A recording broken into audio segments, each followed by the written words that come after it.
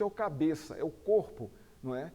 Nós somos o corpo de Cristo. Então isso mostra a unidade, e quem traz essa unidade é o Espírito Santo. Nós estamos ligados uns aos outros, ligados aqui na igreja, pelo vínculo do Espírito Santo. E Paulo faz um apelo para que nós não quebremos esse vínculo, não é? Essa unidade da igreja, não é? Que nós não sejamos rebeldes e rompamos com isso. Né? Isso mostra o cuidado de Deus em ter a sua igreja numa unidade. Veja só, essa unidade está também fundamentada na sua diversidade. Não é? Diversidade, o que é isso? O que é que nós estamos falando sobre diversidade? São os dons, serviços, talentos, não é? Tudo isso é uma diversidade. Ninguém aqui tem o mesmo dom, ninguém aqui tem o mesmo talento, ninguém aqui tem o mesmo serviço. Então isso mostra uma diversidade de Deus distribuindo na igreja os seus dons para a sua unidade. Essa diversidade, ela vai levar a igreja a uma unidade, e essa unidade leva a igreja, mostra a sua diversidade.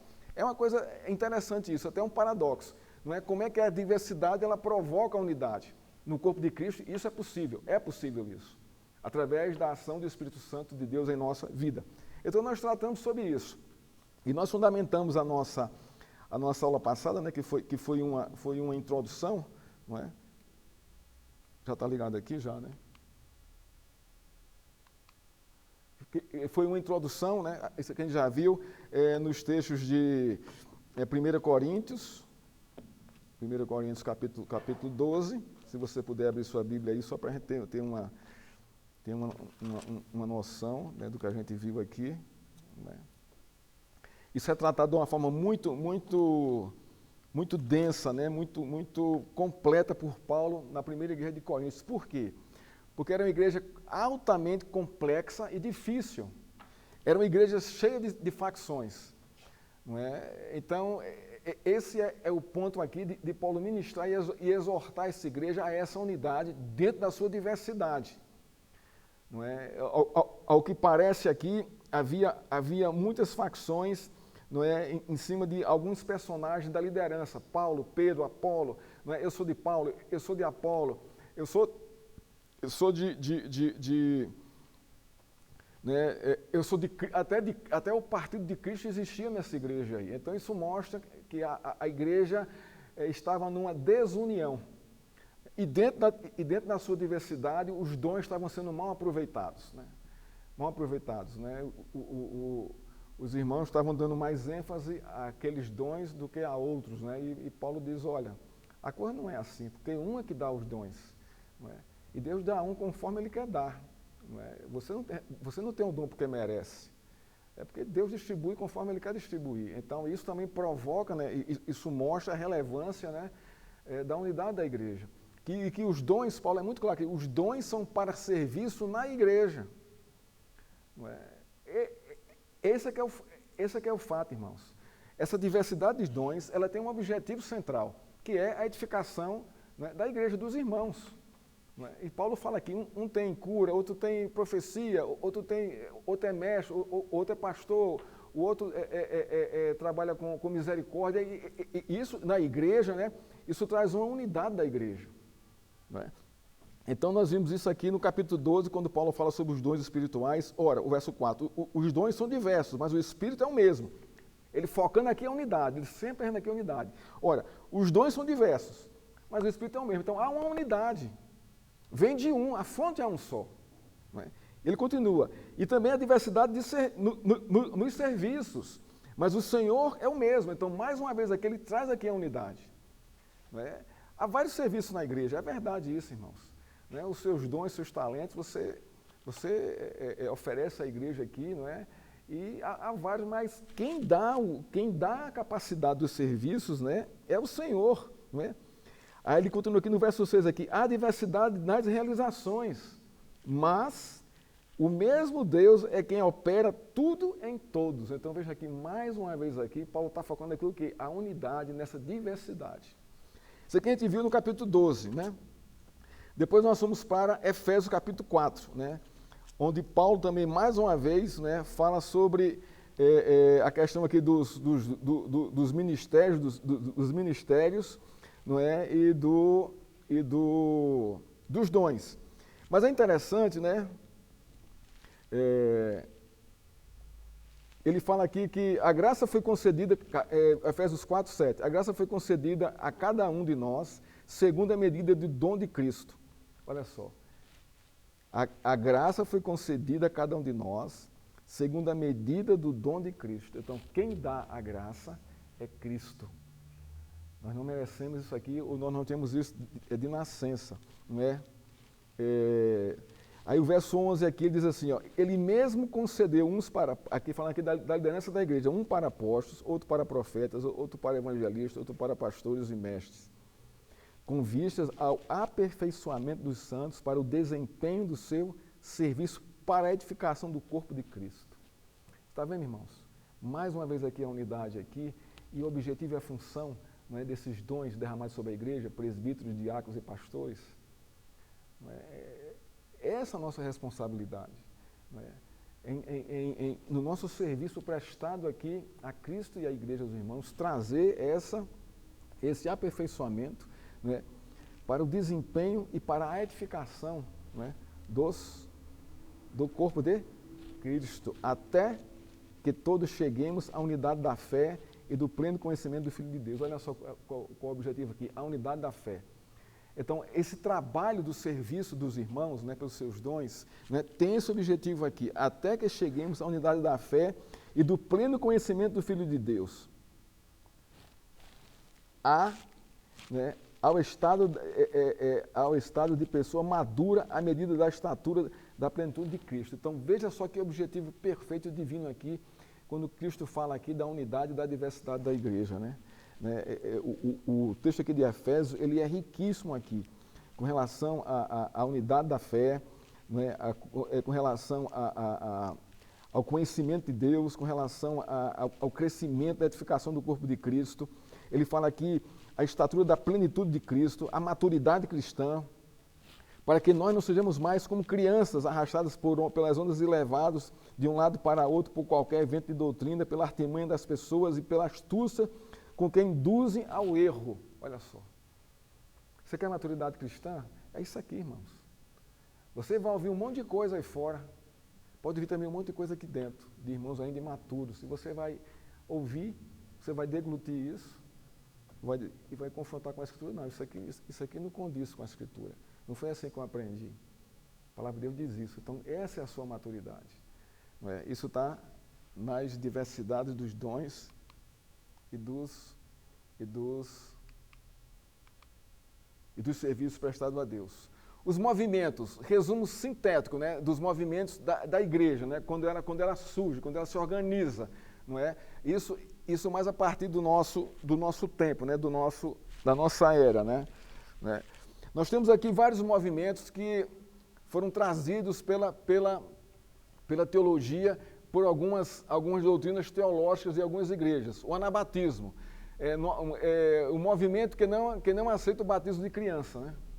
Então, isso é um movimento da igreja, não é? É fundamentado na Escritura, não é? É pecaminoso isso? Não é pecaminoso. A igreja batista batiza criança? Não batiza criança. Eles são anabatistas. São irmãos em Cristo? São. Mas seguem esse tipo de doutrina. Mas nem por isso, não é, eles deixam de ser uma igreja séria, uma igreja cristã. Não é? Esse é o ponto aqui. A gente tem essa maturidade de perceber isso. Né? Qual é a igreja que aceita batismo de criança? Dentre elas. O pedobatismo, como é chamado. Só a igreja presbiteriana. Nós somos uma pedra no caminho. E a nossa fundamentação para batizar as crianças está aonde?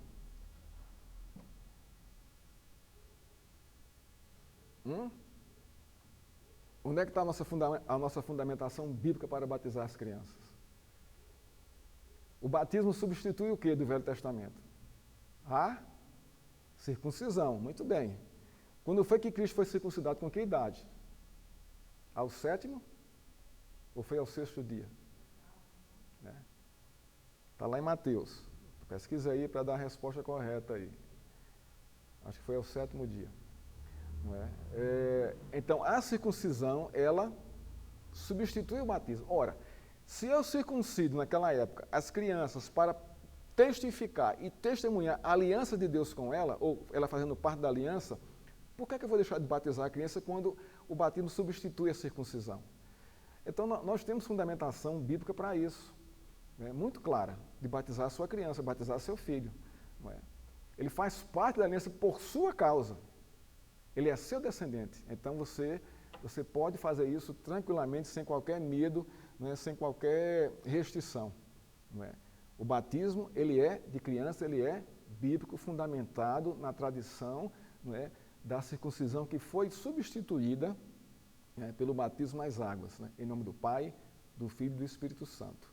Então, nós cremos nessa doutrina aliancista, nós somos aliancistas, nós entendemos isso, né, nós pertencemos à aliança por causa de Cristo, né, no nosso contexto, na nossa dispensação, e por isso, assim como Cristo foi circuncidado também, não é, na sua idade, não é, ele foi levado ao templo, não é isso? Foi circuncidado, então, nós seguimos a mesma tradição. Encontraram aí? Encontrou?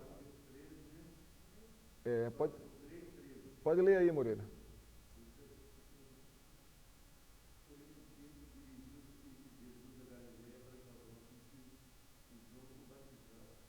Não, ali foi o batismo. É a questão da circuncisão, né? Vê se está lá em Lucas, procura aí. O outro movimento aqui, muito interessante, é o pietismo, movimento que foca a fé nos sentimentos e na experiência religiosa. Não é? Isso parece com o quê? O pietismo ele está apontando para onde? Hein? No 8º dia, né? Muito bem, Celina. Boa pesquisa. Está em que texto, por favor? Lucas, quanto?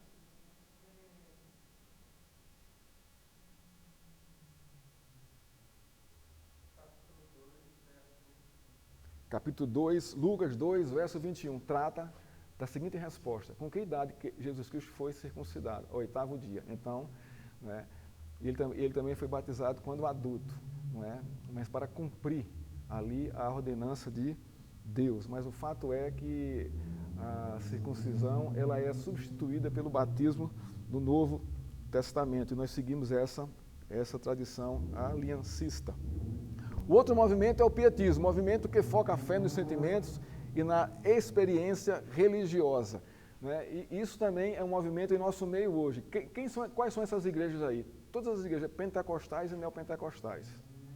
O foco dela não é ela foca a fé nos sentimentos. É o que eu sinto, é o que eu vejo. Não é assim que essa igreja ela se movimenta, né? Dentro dela, né? Pelos sentimentos.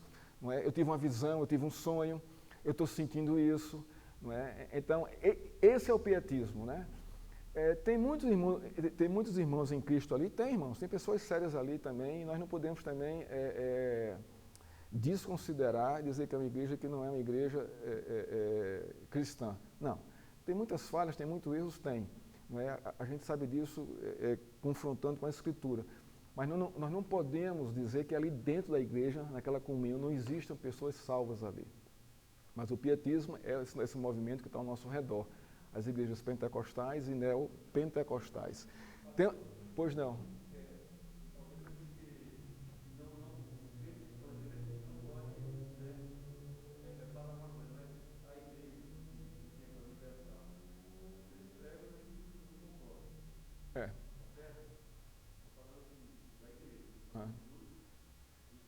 Nós falamos da doutrina que a igreja segue. Aí nós podemos fazer uma crítica conforme a Escritura, uma crítica teológica, uma crítica bíblica, não é uma crítica pela razão da nossa cabeça. Né?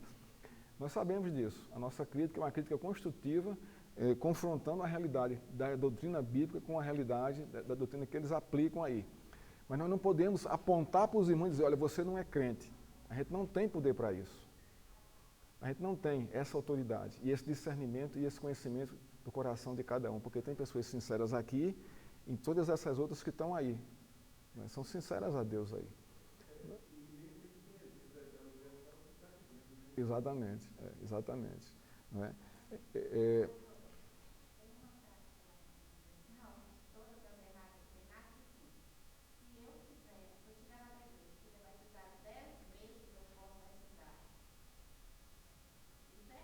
Está errado. O batismo não se repete, o batismo é um só. É tanto que quando a gente recebe membros de outras igrejas, por exemplo, chega aqui um membro batista, pastor, eu queria congregar aqui. Né? Então ele traz a carta de transferência, se a igreja lá der, nós recebemos aqui e nós não rebatizamos a pessoa, porque ele já foi batizado lá. Nós consideramos, né, esse batismo. Né? As igrejas tradicionais, né, nós consideramos os batismos. As igrejas neopentecostais, nós precisamos sentar com os membros, né, conversar e ver o nível de entendimento que ele tem a respeito do batismo. Né? Esse é o fato aí. Né? Mas a nossa tradição, nós não rebatizamos esses irmãos que vêm de igrejas tradicionais, não. Nós vamos pedir que ele professe a sua fé. Né? Ele diga à igreja por que ele crê, em que ele crê, qual é o fundamento da fé dele. Né? Isso é saudável, né? Esses irmãos. E também fazemos o quê? Para que você vai classe de catecúmenos? Para justamente fundamentar a fé dos novos convertidos e daqueles que vêm para a nossa igreja. Não é? A fé que nós seguimos, a doutrina que nós seguimos. Então, esse é o intento. Não é capacitar os novos convertidos e os que chegam aqui de outras igrejas a conhecer a fé reformada, não é? E a doutrina bíblica e conhecer o governo da nossa igreja. Então, a classe de catecúmenos tem essa fundamentação. Né? É fundamentar isso no coração desses novos crentes e daqueles que chegam de outras igrejas, né? Para que eles entendam, que eles tenham conhecimento, né? E que eles aprofundem na maturidade da fé. A classe de catecúmenos é justamente isso, né?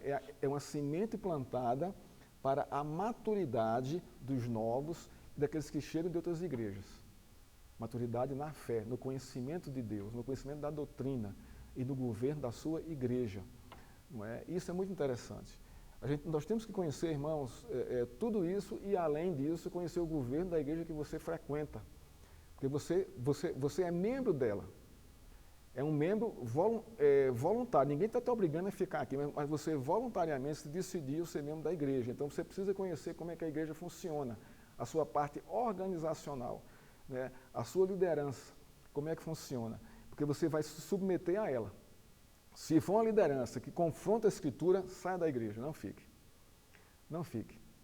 Mas se for uma liderança saudável, que se submete à Escritura, né, que ela é transparente com a igreja, que ela mostra, né, o seu testemunho é claro para os irmãos, né, a pregação do líder também é clara, é bíblica, é expositiva, pode ficar tranquilo. Seja na Assembleia de Deus, Batista, seja em qualquer outro tipo de igreja. Se tiver esses conceitos de pregação da palavra, ministração correta dos sacramentos e a disciplina, não é, pode ficar tranquilo. É uma igreja que segue, que está seguindo aí o parâmetro do parâmetro das Escrituras. Né? E alguma dessas igrejas aqui, eu não vou dizer todas, mas algumas seguem esses princípios doutrinários. Né? O outro movimento é o metodismo, né? Um movimento que surgiu para aperfeiçoar a igreja anglicana. Não é? John Wesley, né? É o grande mentor desse movimento. Né? Ele viu como é que a igreja metodista tratava, né, os seus membros e ele veio para aprimorar, não é, essa igreja. E acabou que realmente depois ela surgiu como mais uma denominação, não é? O metodismo. Né? E é uma igreja tradicional, muito tradicional. Não é? E o outro, por fim, o arminianismo. Né? Esse foi um movimento que defende o livre-arbítrio e combate a predestinação. Não é? Pensar assim, só nele, a gente acha que, nossa, que absurdo. Não é? Pastor, que igreja é essa? Não é? A grande maioria das igrejas neopentecostais são arminianas. Algumas igrejas batistas são arminianos também. A grande maioria das igrejas hoje cristãs do Brasil, né, as protestantes, são arminianas. Não é? São contadas nos dedos as que são calvinistas. Né? Hoje a gente conta isso. Né? Tem alguns batistas, tem algumas congregacionais, mas o fato em si do calvinismo mesmo, real, é a igreja presbiteriana. Não é? Nós não cremos, nós cremos no livre-arbítrio, cremos. Nós temos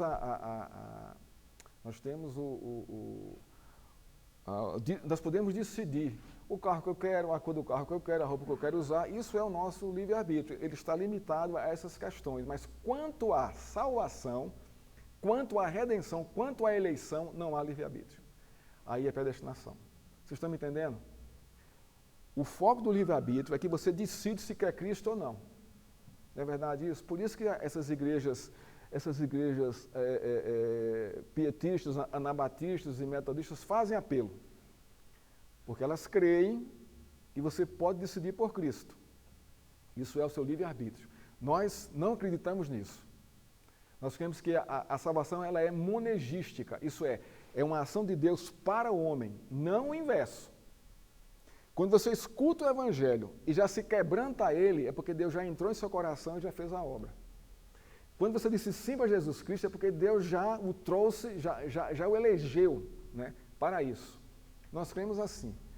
Mas muitas igrejas, a grande maioria das nossas igrejas hoje no Brasil e talvez no mundo, não é, elas creem que o homem tem, né, eles podem rejeitar, não é, a graça salvífica de Deus. Né? Ele pode dizer não. De certa forma, sim, ele rejeita. Por quê? Porque não foi predestinado, não foi eleito. Mas aqueles que foram chamados, a graça é irresistível. Vocês estão me entendendo? Ela pode ser resistível? Pode. Alguém entra aqui, ouve a pregação e vai embora. E nunca mais volta. Então ele resistiu. Um outro entra, ouve a pregação, se quebranta, né, e se decide por Cristo. Isso aí, a graça foi irresistível para ele. Mas isso não quer dizer que aquele que saiu, ele tem um livre-arbítrio. Não. Ele simplesmente não foi chamado por Deus naquele momento aí. E o que ficou foi. Então, a graça, ela pode ser resistível? Pode. Quando você não é um predestinado, não é um eleito. Mas quando você é predestinado e é eleito, ela se torna para você irresistível. Você não tem poder contra ela. Deus lhe chamou, irmão, não tem como. Você não vai ficar. Você não fica lá fora. Você não fica mais. Você pode lutar contra há muito tempo. Não é? Abrindo aqui um parênteses, quando Deus me chamou em 86, eu resisti por pelo menos 3 vezes. Né? Eu não queria ir, eu não queria aceitar a ideia de que Deus tinha me chamado para ser crente. Né? Eu ainda não tinha esse entendimento. Na 3ª vez foi que eu percebi, não, essa coisa, eu não tenho força contra ela. Não tenho força contra ela. Aí foi quando eu me entreguei, realmente, né, de todo o coração. Né? Porque é irresistível, irmãos, a gente não resiste. Você pode retardar. Você pode fazer isso, mas os propósitos de Deus serão cumpridos, queira você ou não. Você vem. Aquela história de, não, fulano, ou você vem pelo amor ou vem pela dor. Isso é uma falácia. Isso não existe. O Evangelho nunca pregou, Jesus Cristo nunca pregou isso. Então não acreditem nisso. Por quê? O que é que João 3,16 diz? Mas Deus amou o mundo de tal maneira que todo aquele que crê em Jesus Cristo, né? Abra lá em João 3,16. É um texto famosíssimo, pregado até, acho que é um dos textos mais pregados do Novo Testamento, é João 3,16. Né? Diz assim, porque Deus amou o mundo de tal maneira que deu o seu Filho unigênito, para que todo o que nele crê não pereça, mas tenha vida eterna. Onde é que está aqui pela dor e pelo amor? Nós só temos uma linguagem aqui, pelo amor. Essa é a verdade, não tem pela dor. Por quê, irmãos? Porque nós já estamos na dor do pecado e a gente não percebe isso. O pecado é doloroso, é destruidor, não é? É um caos na nossa vida. Então Deus nos chama pelo seu amor. Quer ver mais um texto interessante? Vamos lá, Mateus 11, 28 a 30. Esse aqui também está bem claro aqui. A gente vai perceber aqui o povo em dor e Deus chamando o povo pelo amor. Não é? Então, o Evangelho é essa mensagem, né, graciosa do amor de Deus sobre nós por meio de Jesus Cristo. Olha só, Mateus 11, 28 a 30. Olha só, presta atenção aqui. Observa aqui a condição humana e o chamado de Cristo para os homens aqui. Venham a mim todos vocês que estão cansados e sobrecarregados. Qual é a situação aqui da vida humana aqui? Cansaço e sobrecarga de quê? Do pecado, irmãos. Isso aqui não tem como aqui ser outra carga, outro cansaço e outra sobrecarga. E olha o convite, e eu vos aliviarei. Isso é o quê? É pela dor? Não, porque nós já estamos na dor. Como é que eu vou ser chamado por mais dor ainda? Não adianta, eu não vou. Ninguém vai. É pelo amor. E que continua. Tomem sobre vocês o meu jugo e aprendam de mim. Olha só. Porque sou manso e humilde de coração. Então aqui Jesus mostra aqui a sua qualidade, né? Como homem e como Deus aqui, né? É manso e humilde. E olha o resultado. E vocês acharão descanso para a sua alma. Isso é o quê? Isso é um amor aqui expresso de uma forma tão viva, tão real, não é? Tão latente e patente, não é? Que não cabe aqui esse dito. Se fulano não vem pelo amor, vem pela dor. Isso não existe, irmãos. Deus nos ama e chega a esse nível aqui, a esse ponto aqui. Ok? Vamos lá. Então, nós vimos aqui os movimentos, né, hoje das igrejas, né, pelo menos os movimentos que fundamentam as igrejas, o anabatismo, o pietismo, o metodismo e o arminianismo. Temos também o calvinismo. Eu não coloquei porque a apostila do pastor Leandro Lima não traz isso, né, porque ele já ensina uma igreja presbiteriana que crê na questão da eleição e da predestinação. Eleição para a salvação. Predestinação para a salvação. Né? Aí não tem livre-arbítrio, é uma ação única de Deus. Ela não é sinergística, isso é uma palavra teológica. Sino é ambos, não é? Ela é mono, uma só, monergística, vem de cima para baixo. E não tem esse movimento de baixo para cima, de cima para baixo. Aí eu escuto, decido e sigo a Cristo. Não, isso não é assim que funciona. Em nenhum caso, todos aqueles que se converteram hoje na história, né, eles são convertidos pela ação de Deus na vida deles. E é uma ação monergística. Deus os predestinou. Não é? Aí você me pergunta, pastor, mas os crentes batistas são predestinados? Todos eles. Só que eles não sabem ainda. Né? Os assembleanos também são predestinados. Né? Mas só que não sabem, né? Isso aí. O livro de Efésios é tão claro com relação a isso, mas não é ensinado como deveria ser ensinado, né? Com essa clareza que a mensagem de Efésios, abre lá em Efésios de novo, né? Paulo era um que defendia isso assim a unhas e dentes. Né? A teologia paulina ela está fundamentada justamente em cima da predestinação e da eleição de Deus sobre o seu povo. Né? Isso desde o Velho Testamento. Né? Por que Deus escolheu Israel? Não escolheu outra nação? Ué, ele quis eleger Israel como seu povo. Ponto final. É uma escolha. Paulo fala isso lá em Romanos também. Né? Mas olha só. Efésios capítulo 1, verso 3. Bendito seja o Deus e Pai de nosso Senhor Jesus Cristo, que nos abençoou com todas as bênçãos espirituais nas regiões celestiais, em Cristo. Antes da fundação do mundo, Deus nos escolheu nele. Que palavra é essa aqui? Eleição para destinação. Logo no comecinho do livro de Efésios, Deus nos escolheu nele, né?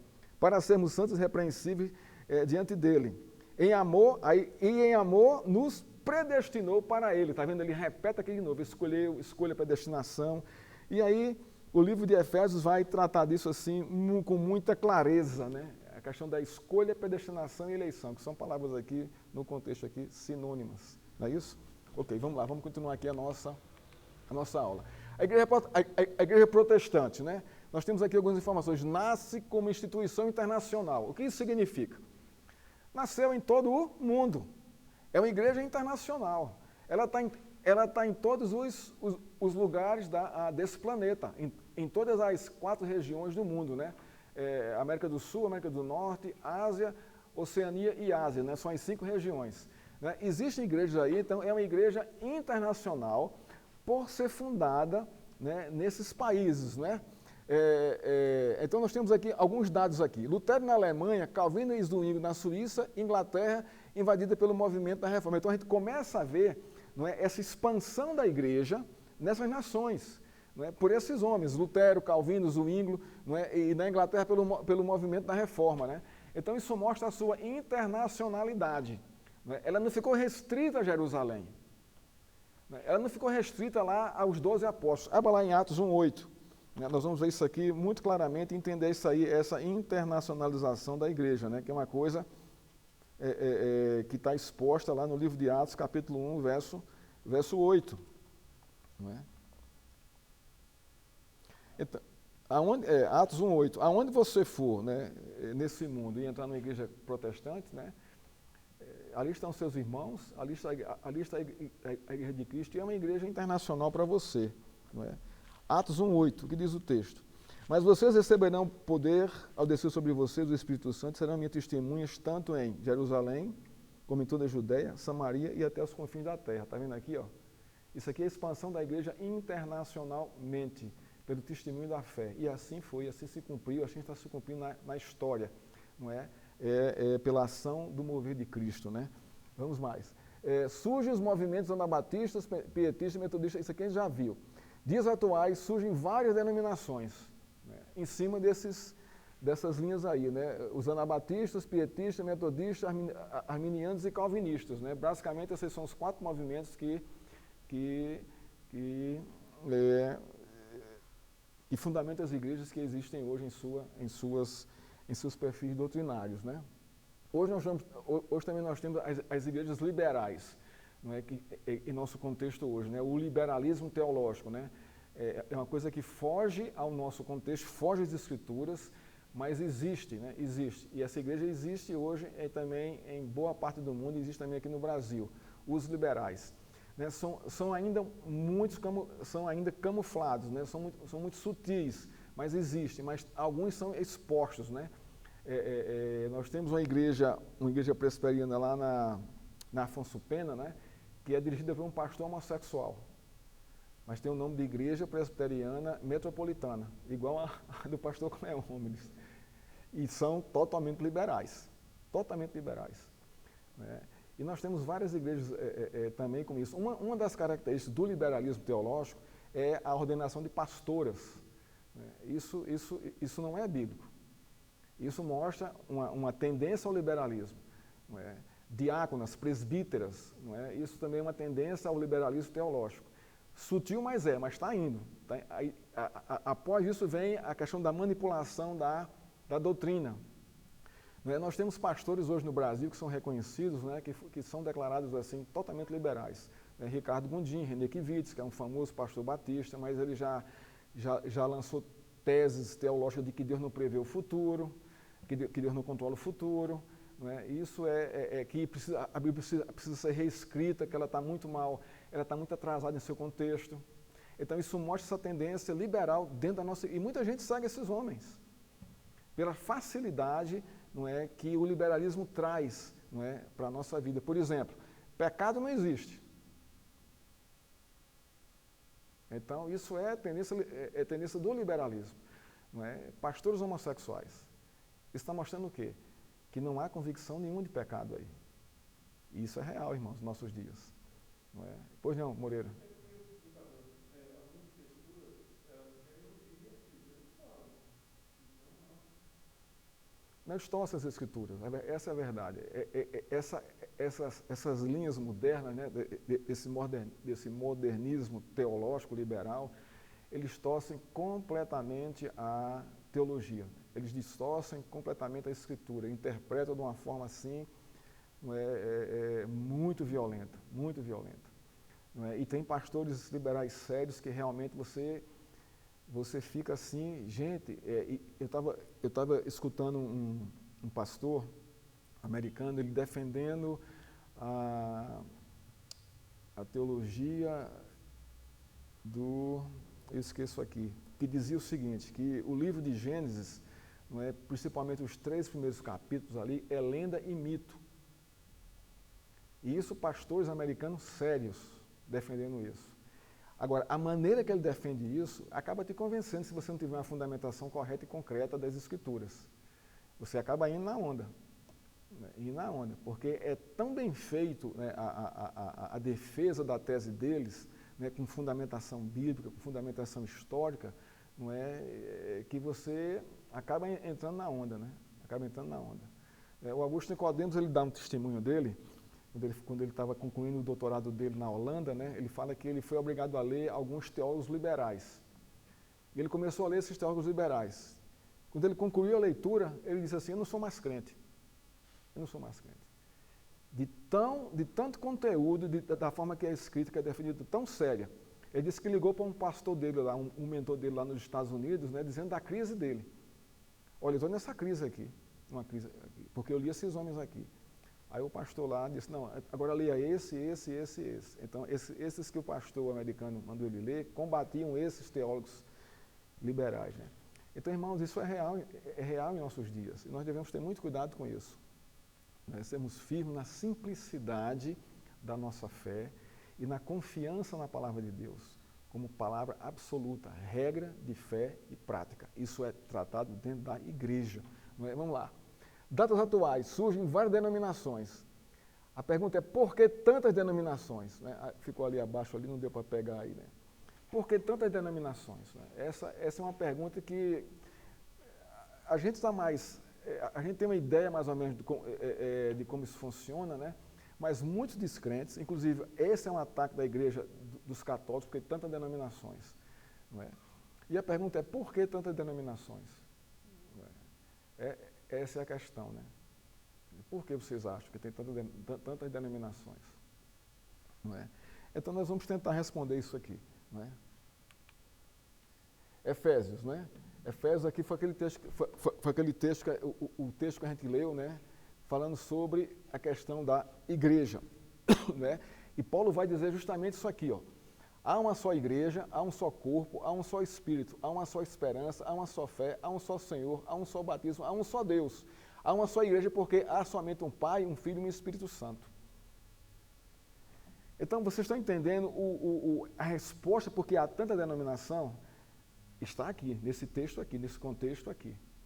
Apesar de haver batistas, presbiterianos, Assembleia de Deus, congregacionais, metodistas, né, anglicanos, né, mas o fato é, irmãos, que essas igrejas, né, elas têm os seus governos diferentes do nosso, mas a essência da fé, a essência da Escritura, a essência da doutrina está em cima disso aqui.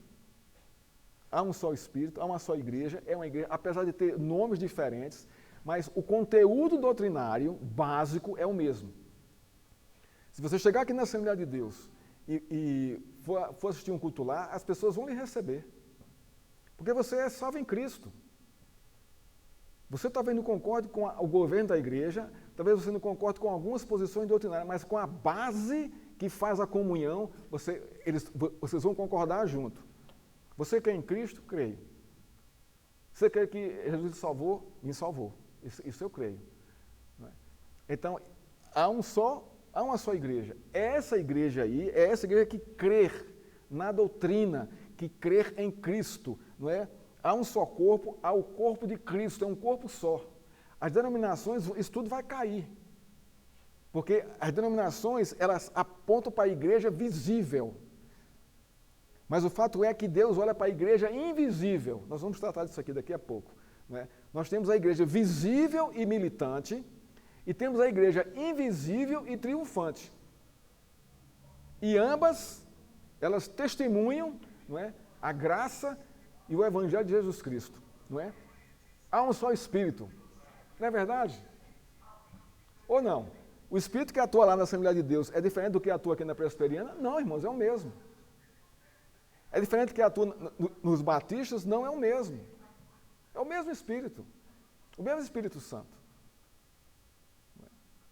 Há uma só esperança. Ou não é? Qual é a sua esperança? A vida eterna. Pergunta qualquer crente aí, qual é a sua esperança maior? A vida eterna. Quem colocou isso no coração dele? O Espírito Santo. Então há um só Espírito. O que nós vamos divergir, uso e costume, nós vamos divergir. Né? Alguns pontos doutrinários nós vamos divergir. Mas a base da nossa fé, não é? Há comunhão aí. É possível haver comunhão aí. E nós não podemos jogar isso fora. E nem devemos jogar isso fora. Não é? Há uma só fé, não é verdade? Pergunta a qualquer crente aí fora. Você tem fé em quem? Em Deus, em Jesus Cristo. Não é verdade? Ele não vai dizer, eu tenho fé no meu pastor, eu tenho fé na minha igreja. Não é? Ele não vai dizer isso. Ele pertence a uma denominação, mas a fé dele é focada em quem? Em Cristo. No Evangelho. Né? Há um só Senhor. Né? O que isso quer dizer? Há um só Senhor.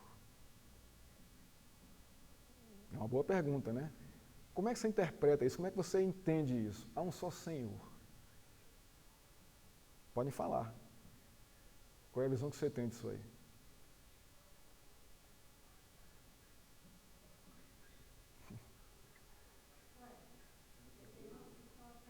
Não, tira aí. Está errado. Tá. Não está plenamente correto. Vamos ser justos. Né? Porque só há um Deus, tá? Mas o que significa há um só Senhor? Está vendo como a nossa cabeça está longe? Não é? Como o nosso entendimento está longe da Escritura, como nós precisamos entender isso aí?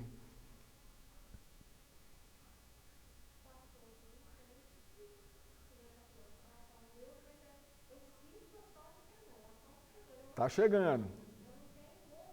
Está chegando. Porque você serve. Você é o quê? Um servo. A palavra Senhor me coloca como o quê? Servo dele. Eu sou submisso a ele, porque eu sou servo dele. Há um só Senhor. Nós servimos. A nossa vida é a serviço do Senhor.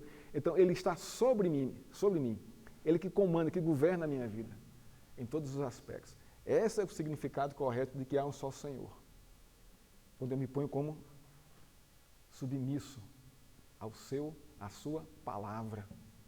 Eu sou um servo dele. Ele é meu Senhor. A minha obediência é a ele. É isso que você falou aí. Ele que governa a minha vida. Por meio da sua palavra, pela ação do seu Espírito Santo. Conforme a boa nova trazida por Cristo. Isso é, irmãos, isso é real, isso é verdade. Nós pertencemos o quê? Ao reino de Deus, a um rei soberano, onde nós somos os seus súditos.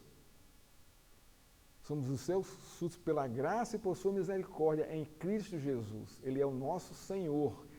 Então, meu Salvador e meu Senhor, porque se eu entender só como Salvador e se eu entender como Senhor, eu não vou me submeter. Você está entendendo a diferença? Que tenho que tê-lo como meu Senhor, meu Salvador e meu Senhor, para que meu serviço seja para Ele em tudo que eu faço, tudo que eu penso, tudo que eu sinto, tudo que eu sou, como está lá em Deuteronômio capítulo 6, verso 5. Ame você ao Senhor, de todo o seu coração, de toda a sua alma, de toda a sua força. A Jesus Cristo no Evangelho aumenta, e de todo o seu entendimento. Porque não adianta se a gente não entender isso aqui, ó, nós não vamos amá-lo. Está vendo como isso é forte? Há uma só fé, ou há um só batismo. Não é verdade? Há um só batismo. Alguns dizem, não, alguns dizem, não, existem dois. O batismo da água e o batismo com o Espírito Santo. Isso é um princípio da igreja, dessa denominação, que entende assim a doutrina. Mas nós entendemos que só há um. Só há um batismo, irmãos. Que é testemunhado pelo batismo nas águas.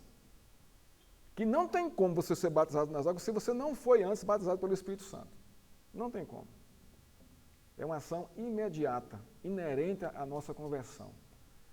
Então não existe o segundo batismo. Não existe uma segunda bênção como muita igreja prega doutrinariamente. Isso vai de confronto com a doutrina e nós não cremos nisso.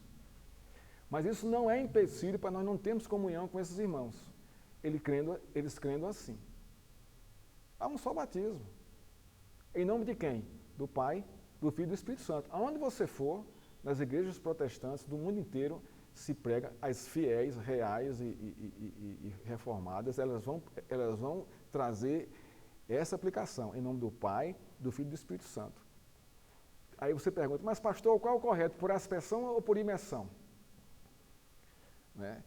Como os anabatistas, eles batizam por onde? Por imersão. Né? Então, toda igreja batista tem um tanque no púlpito. Né? As neopentecostais, elas vão para um lago, para um lagoão, para uma piscina, mas pregam tudo por imersão. Qual é o batismo correto? Imersão ou aspersão? O que é que vocês acham? que é que vocês pensam? Hã?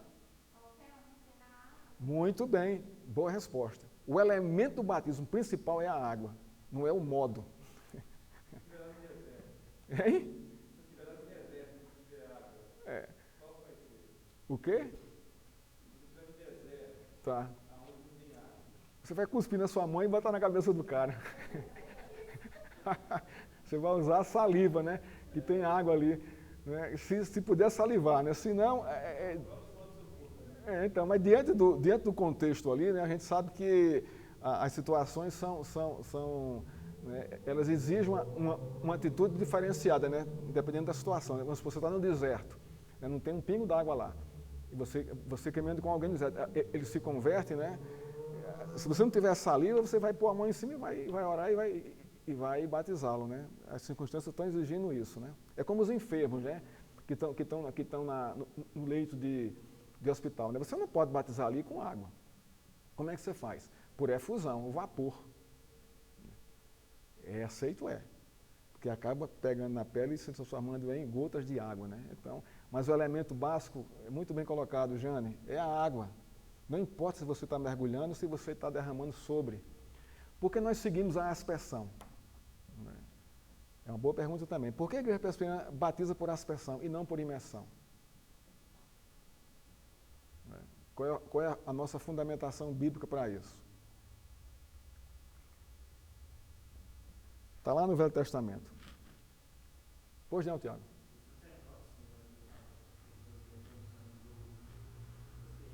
Exatamente. O sangue era aspergido sobre, então a aspersão. Né? Então nós batizamos por aspersão. E onde está a fundamentação dos batistas para batizarem por imersão?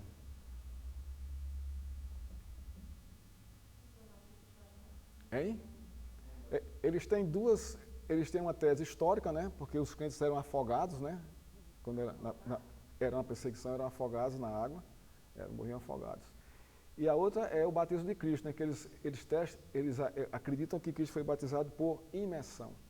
Né? Então, mas, irmãos, o elemento é a água. Não importa o modo, né, que isso é feito. Importa que tem que ser batizado em nome do Pai, do Filho e do Espírito Santo e tem que haver derramamento de água. Né? Há um só Deus. Aí não tem nem o que a gente discutir isso aqui. Né? Há um só Deus. Aqui é o monoteísmo aqui, né, em Cristo Jesus, né, muito forte. Então, aqui estão os textos aí, ó, que fundamentam todas essas afirmações teológicas aí. Vamos lá. Distinções da Igreja de Cristo. Ela é visível e militante, e ela é invisível e triunfante. Você já parar para pensar sobre isso? Qual é a igreja visível? A nossa aqui, nós, e todas espalhadas pela face da terra. E o que é a igreja militante? Isso quer dizer o quê? Que você milita contra o pecado, o seu próprio pecado pessoal, e você milita na divulgação, na propagação do Evangelho, que é uma guerra espiritual. Então, é a igreja que milita, né? Muitos irmãos hoje ainda nossos morrem por causa da perseguição, né, da igreja, né? É a igreja militante. Está avançando, né, na expansão do reino de Deus. Né? E ela é visível, nós vemos as placas, as denominações. Né? Então, é visível essa igreja aí. E o que é a igreja invisível e a igreja triunfante?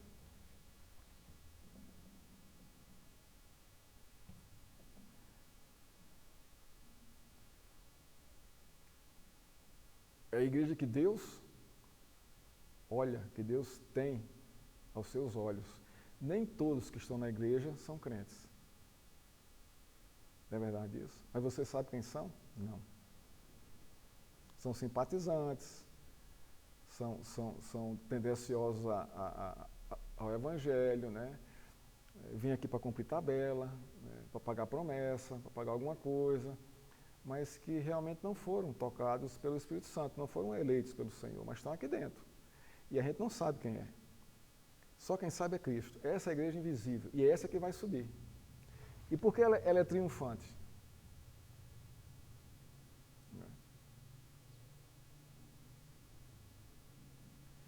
Vamos lá? Deixa eu ler aqui um pouco do que o pastor Leandro fala aqui, que é muito interessante, que ele fala aqui na apostila dele. Inclusive, essa aula é toda baseada nesse livro dele, que eu achei assim, muito bom. Né? Ele é muito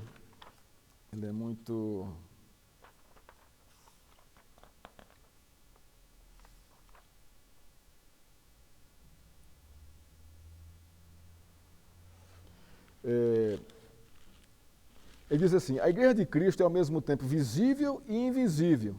Isso não significa que há duas igrejas de Cristo, pois visibilidade e invisibilidade são duas características da mesma igreja. Quando dizemos que, por um lado, a Igreja de Cristo é invisível, estamos dizendo que a essência desta igreja não pode ser captada pelo olho humano, pois é uma essência espiritual. Deu para entender, né? A igreja invisível tem sua essência espiritual. Isso está aos olhos de Deus. Além disso, ninguém pode dizer com exatidão quem pertence e quem não pertence a essa igreja, pois somente Deus tem condições de saber isso. Embora a conversão tenha aspectos visíveis, como o arrependimento, a regeneração, a regeneração é uma obra invisível que o Espírito Santo realiza no íntimo do crente. Quando uma pessoa é unida a Cristo e passa a fazer parte do seu corpo, esta união é mística e absolutamente invisível aos olhos humanos. Mística aqui não é misticismo não, tá? É mística porque a gente não tem acesso a isso. Todos aqui são crentes eleitos no Senhor Jesus. Então, é o que acontece aqui. Nós passamos a sermos unidos a Cristo por uma ação mística, não é? E absolutamente invisível aos nossos olhos. Não é? Você tem como perceber isso? Não, né? Ok. E o que falar da igreja visível, não é? O que dizer isso? A gente já viu aqui, são aquelas vistas pelos olhos humanos, né? É possível, continuando aqui o texto, é possível que pessoas que façam parte da igreja visível não pertençam à igreja invisível. É possível. Esta é uma ideia um tanto polêmica e assustadora, mas há muitos que professam a fé em Cristo publicamente sem nunca o conhecerem verdadeiramente. Há essa possibilidade, há. E a gente vê isso quando alguns irmãos se desviam da fé e não voltam mais. Alguns se desviam e voltam. Isso aí porque foram chamados mesmo, são eleitos. Mas tem uns que não voltam de jeito nenhum e estavam aqui dentro. Então, a gente percebe isso aqui, né? Nessa visibilidade e nessa invisibilidade, mas isso é característica da igreja, né? Da igreja. Agora vamos lá, igreja militante e igreja triunfante. Vamos lá, vou ler aqui de novo aqui o texto dele. Outra distinção importante que deve ser feita na igreja de Cristo é que, por um lado, ela é militante e, por outro, triunfante. Essa é uma diferença básica entre a igreja que está na terra e a igreja que está no céu. Qual é a igreja que está no céu? A igreja o quê? Triunfante. Já triunfaram na sua vida aqui terrena. Não é? Quando um crente morre, vai habitar no céu. Lá no céu, ele passa a integrar a igreja triunfante, ou seja, a igreja que já triunfou sobre o pecado e sobre o mal. Essa é a igreja triunfante. Igreja triunfante. O seguinte texto, aí vem aqui Hebreus 12, 22 e 23. Diz assim: mas tende chegado ao monte de Sião, a cidade do Deus vivo, a Jerusalém celestial, e as incontáveis hostes de anjos, e a universal assembleia e igreja dos primogênitos arrolados nos céus, e a Deus o juiz de todos os seus espíritos, dos justos aperfeiçoados. Isso aqui é Hebreus 12, falando da igreja triunfante. Né? Aqui é a fundamentação da nossa